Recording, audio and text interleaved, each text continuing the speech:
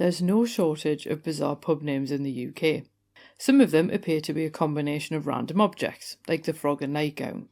Others have a local story behind their odd name. Now, I have covered unusual pub names before, so consider this something of a part 2. Yet when I started researching these examples, it became apparent that pub names didn't have to be unusual to be interesting. Rather, pub names can capture a slice of history, whether they commemorate a local person, notorious or otherwise, or even just part of the fabric of their local area. So let's have a look at some origins of names of pubs related to history in some way in this week's episode of Fabulous Folklore.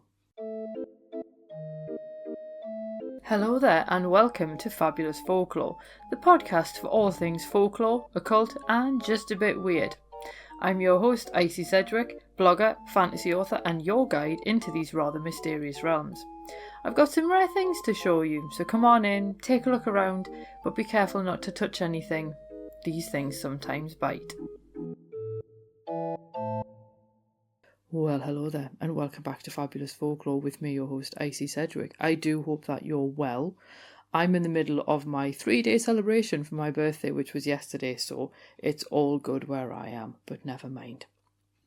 We are continuing with the folklore of names again this week, and we're having a look at pub names. And before I even get anywhere with this one, if you're expecting me to include Nottingham's Ye Olde Trip to Jerusalem, then I am going to have to defer to the lovely James Wright, who busts some myths about Britain's oldest pub in his book Historic Building Myth-Busting, and obviously he's been on the podcast as well. Now, as he notes, the pub claims to date to 1189 CE, christened when King Richard the Lionheart apparently assembled his men here before they went crusading to Jerusalem, but the biggest problem is that it's incredibly difficult to verify, and the only time anyone can say for certain that Richard was actually in Nottingham was in 1194 CE for 3 days. So as cool as that story might sound, its historical links to Richard may be tangential at best, so I decided to skip that one because I think, as I say, there's a lot of discussion about the pub in James's book, and I think you'll get a lot more out of it looking at his book rather than listening to me, because that is literally where the name is supposed to come from, so it's a bit of a different kind of one. However, it does still fit in with the theme of this particular episode, and it all basically began with the first pub that we're going to have a look at, which was a request. And when I looked into it, I thought, oh cool, the pub name actually relates to history. And then the more I started looking at other pub names, a lot of them related to history in some way, either because the pub itself had become infamous or whatever related to history, or because in some way the pub name actually preserved something that had happened, or even just like the fabric of everyday life in an area. So I thought, rather than looking at the really weird pub names, like I've done before with the likes of the Bucket of Blood and the Case is Altered and things like that, which are in the other episode, I thought this time we'll have a look at those pub names that refer to history or things that have happened around the area where the pub is instead. So it's quite nice that they've all kind of tied together. And in a way, the Ye Olde Trip to Jerusalem in Nottingham kind of does the same thing. It has that nod back to history, even if the history might not necessarily work the way that we think it does. In its case, it still has that link through the name. But these other ones have links in very different ways. So we're going to start off with the one that was the request, which is the Wicked Lady in No Man's Land in Hertfordshire. Now, I was very pleased that someone asked where this one got its name, because it's actually believed to be related to a highwaywoman. And if anyone heard my highwayman talk with the Last Tuesday Society, you'll know that I find them and their lore deeply fascinating. And according to legend, in this particular instance, Lady Catherine Ferrers took to highway robbery in the 17th century. She was her family's sole heir, but she was married off to a local commissioner's nephew who frittered away her fortune. Now, while the legend claims that she took to highway robbery as a result, historians have found little evidence in the records that any of that is true. Another version of the story claimed that she took to highway robbery after being orphaned. Now, the pub is apparently so named because one rumour actually saw her shot on No Man's Land Common near the pub, and she somehow ended up having to get herself to somewhere else where she subsequently died, having been shot. Author Alexander Smith published his Complete History of the Lives of the Most Notorious Highwaymen in 1714, and he makes no mention of Catherine whatsoever, so how notorious was she? Many historians actually think she was given her unfair nickname of the Wicked Lady following the execution of Lawrence Shirley, the Wicked Lord Ferrers. Now, they're not actually related, but there is a possibility that their names got them confused, so that's why Catherine then becomes the Wicked Lady, but no one actually mentions that until Lord Ferrers was hanged. So is it a case of someone's just seen Ferrers and confused the two? It is possible. She has gone on to inspire various novels and films, so it does just go to show how truth is often less interesting to people than fiction. So in 1945, for example, Margaret Lockwood played an aristocrat turned highwaywoman in the film The Wicked Lady alongside James Mason, and the film was actually based on the novel The Life and Death of the Wicked Lady Skelton by Magdalen King Hall. Now, not only has she inspired films, but it does seem that she's also inspired the name of this pub. So I thought that was a really interesting little connection to history there. And incidentally, the place name of No Man's Land I have covered before in the Unusual Place Names episode, but just for quickness, it simply means land no one owns, and it's often on a boundary, so it's not really got anything really cool behind the name. It's just literally a bit of land that doesn't have an obvious owner, which is still quite cool in itself. But I thought that was really interesting that Lady Catherine has somehow become conflated with this historical figure who doesn't actually appear in the historical record until quite some distance after the point when she died. So it does make you wonder exactly how notorious was she, and where did some of these legends actually come from in the first place. Our next pub is the 10 Bells in London, and this one isn't an unusual pub name at all. There are other pubs with similar names, but the reason I've picked this one is because the pub that bears the name is certainly notorious, even if the name isn't. And it stands on Commercial Street, and it's most often associated with Jack the Ripper. And it's difficult to know if any of the links are actually based in fact. So one legend claims that Annie Chapman was murdered shortly after leaving the pub. Now that one would make sense because she was discovered on Hanbury Street, which is a short walk away. Other people suggest that Mary Kelly actually picked up clients on the pavement outside, but again, it's difficult to verify, and there are some of the issues around that one with this assertion that all of the Ripper's victims were sex workers. And indeed, if you look at the book The Five, The Untold Lives of the Women Killed by Jack the Ripper by Hallie Rubenhold, there is some possibility that actually they were never sex workers in the first place. So again, that legend, as I say, may not be based in fact. Now, the pub has stood on its current site since 1851, although it did actually exist a few metres away in the 18th century, and it just basically got moved when they were rejigging the streets in that area.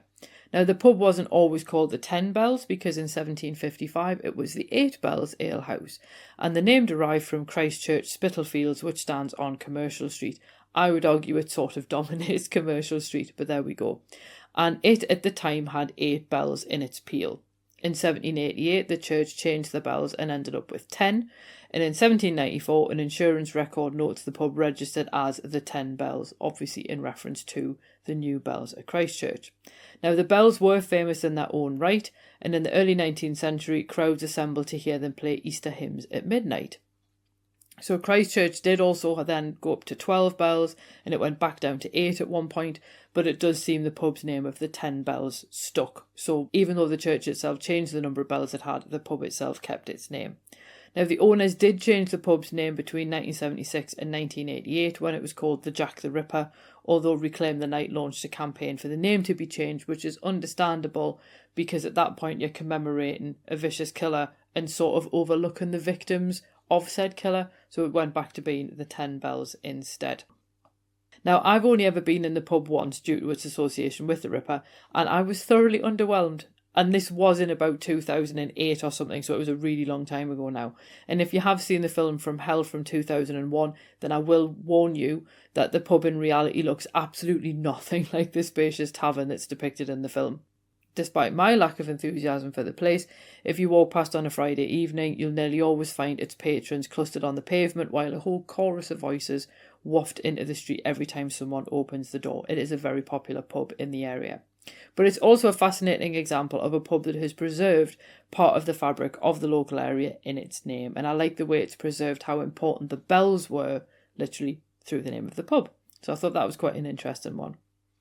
We're going to go on to the House of Trembling Madness in York, and this one stands at 42 Stonegate in a building that dates back to around about 1180 CE. Now make no mistake though, the pub is not that old, and it doesn't actually make any claims to be. It just highlights how old the building itself is, and it is just along the street from the Stonegate Devil that I mentioned in the York episode.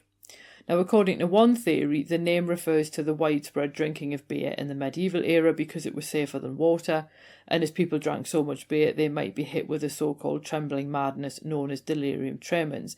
That was the explanation that I found, and I thought that doesn't actually make sense though, so I did some research, and it turns out that delirium tremens is actually a severe form of alcohol withdrawal, so it's not that common, but it is treatable, and it usually starts about 2 to 3 days after the person stops drinking. It seems though that the pub name is designed to stave off the condition clearly by continuing to provide alcohol, but it does seem a bit of a weird approach to name your pub after a condition that your product can cause. So I thought that was a really interesting one. And it's also quite a short one as well, because we're now going to go on to the World's End in Edinburgh. And I think we all know how much I love Edinburgh if you've been a long time listener for a while. And there is a World's End pub in London, which I do mention in the episode about Mother Redcap. But we're going to focus here on the World's End in Edinburgh because it's a very, very specific reason why the pub has the name that it does in Edinburgh. Now, you'll find it on the Royal Mile, and it's in the High Street section of the Royal Mile. And Edinburgh's city walls once ran past the pub, and the brass cobbles in the street outside show you where the city gates once stood. So the gate at that point was called the Netherbow Port, and it was a formidable gate with quite heavy fortifications, including towers on either side. Everything within the walls was Edinburgh, and everything beyond the walls was not. So this is the famous Flodden Wall that basically surrounded Edinburgh at the time. Now, anyone going through the Netherbow Port had to pay a toll, even if you lived in Edinburgh. So whether you were coming in or going out, you had to pay this toll. The poor couldn't actually afford the toll, so they ended up trapped in Edinburgh, completely unable to leave. So locals decided that the gates marked where their world ended and not Edinburgh began, hence World's End. So the gates were very much the end of their world. Now, you can find other sections of the ancient Flodden Wall in Greyfriars Kirkyard. The port was demolished in the 1760s, but I do think it's quite hard to actually imagine the whole of Edinburgh crammed into the space between the castle and where we now find the World's End pub. But that was how the city was before its expansion into the new town, and the World's End preserves this slice of Edinburgh history through its name. We're going to go on to our penultimate pub now, and this is the Crocker's Folly in London. And this one stands at 24 Aberdeen Place in St John's Wood. And the Crocker's Folly was actually originally called the Crown. And Charles Worley designed this really fancy hotel for Frank Crocker, which was built in 1898. Now, according to legend, the Crown acquired its common nickname due to where Crocker decided to situate the hotel. So a new railway was being planned to connect London and Nottinghamshire, and Crocker got a tip-off that developers would build its London terminus in Maida Vale. So believing the railway would need a pub to serve it, he built the Crown. The problem was that the line actually ran further east and south than expected, so it ended at Marylebone Station instead. Now, I did check this on Google Maps, and it's only 919 metres away as the crow flies, but that's really still too far away to be of much use. And the first passenger trains began in 1899. Now, the legend does go further, and it does actually claim that this brought Crocker financial ruin, and even worse, versions of the myth claim that he threw himself from an upstairs window. Now, Crocker actually died in 1904 of natural causes, although it is possible that Crocker was actually confused with his successor, Charles Durden, who did throw himself from a window. And I do think it's quite interesting as well, the way that people have assumed that because he made this mistake in where he situated his hotel, that would lead to such a problem. But considering the fact that the pub continued anyway, it maybe wasn't the worst location for it. I don't know. But the Crown officially became the Crocker's Folly in 1987. It has changed hands a few times. The upstairs has been converted into apartments and so on, and it's now actually the Marouche St John's Wood, although it does still have a Crocker's Folly sign at the door, which I thought was very, very cool. So I thought that was really interesting in the way that it preserves the building boom that accompanied the railways in particular, and the way that people would try to predict where they could actually place various things to service these new forms of industry, for want of a better word, but it didn't always work out very well. So I thought it's quite funny that this one essentially highlight someone's mistake, but the fact that the building is still there and still in use, you could argue, well, was it actually that much of a mistake after all? But never mind. Our final pub is the Peveril of the Peak from Manchester, and you can find it on Great Bridgewater Street, and it's enjoyed Grade 2 listed status since 1988. But it's eye-catching not just for its bright yellow tiles, but also its name. Now, one theory explains that Peveril of the Peak refers to a stagecoach that left for London from the Peacock coach office on Market Street round the corner, and this service was already running when the pub opened in 1830. So, as this particular theory runs, the pub took its name from that stagecoach. Others, however, have claimed that it refers to Sir Walter Scott's novel of the same name, which was published in 1823. Now, the only problem with this theory is that it references Peveril Castle in Derbyshire, and researcher Eric Merriman found no geographical links between the pub and the book. But as Georgina Pallant points out, no one knows if the stagecoach was named after the novel. So if the stagecoach was named after the novel, then and the pub's named after the stagecoach, then there would still be that link. But it's difficult to tell if that is the genealogy of the name or if they just simply named the pub after the stagecoach, irrespective of the novel. So that's all there is on that one. But again, I thought that was really interesting because of the way that it links to an actual service that was happening in the area. And it's sort of, again, a little bit like the 10 Bells ties the pub into the fabric of where the pub stands. So it's almost like the pub would have to have a different name if it was located somewhere else, because it then wouldn't have that connection to something that was happening in the local area. So I thought that was quite interesting, the way that, as I said, these pub names sort of seem to fall into two categories. It's either the history of the area or somebody connected with that history, and I thought that was quite cool. But what I would love to know is, have you heard similar stories about the pub names where you are? And it would be quite interesting to see what names appear and then what folklore has become attached to them, if any. Sometimes it's really difficult because you come across a pub with a name and you're like, oh, I wonder where that came from. Like, I was desperate to include the Oldie Cheshire Cheese, which is the one on Fleet Street that Dr. Johnson was supposed to frequent, but I couldn't actually find out why it was called that, and the closest I could find was that the pub itself was a chop house, so because it had a link with food, that was why it then got named the Oldie Cheshire Cheese. But I thought that still doesn't make much sense. So I thought I'm not going to be able to include that one beyond this brief mention. But some pubs do this, though. They have a really odd name and then you look into it and go, oh, there's nothing there. So it would be nice to know if there's any pubs near you which have cool names, or if they're named after anything in particular. Obviously, don't forget some pub names like the Red Lion are just super common anyway. I think the Red Lion's the most common pub name in Britain, I think. At least it was when I did the pub episode the last time a few years ago. But do feel free to let me know. It's been really lovely, people getting in touch and telling me about weird place names and particularly street names after last week. You people know some phenomenal street names, and some of them you're like, where on earth did that come from? And then other ones that don't necessarily have a weird story. It's just a weird name in and of itself. So please do feel free to keep the strange street names coming, because I love hearing some of those. And like I say this time, feel free to add on bizarre pub names, or even just pub names that, like I say with these examples, have some kind of connection with history, historical figures, or the local area and things like that, because I do think it's interesting the way that these names, like we've seen with the place names and the street names, preserve what's going on around them. And I think the pub names don't really preserve language in the same way that the place names do, but they do preserve that texture of the place in which they're found, which is really interesting. So keep them coming. Next week, I think we're going to have a look at the nicknames of sports teams, and I've widened that out just from football because I'm a little bit worried that I won't be able to find enough. So I wanted to have a look at like why are Sunderland called the Black Cats and stuff like that. So I'm going to have a look at those. I want to say Newcastle United are the Magpies because they're black and white. I'm guessing that's probably the reason, but I will double check just in case I've completely got the wrong end of the stick over that one. And I'll try and have a look at sports teams from a slightly wider area than just Britain if I can. But again, it'll depend really when I have a look at them. But anyway, I hope you enjoyed that episode, and I'll see you next week. Cheerio.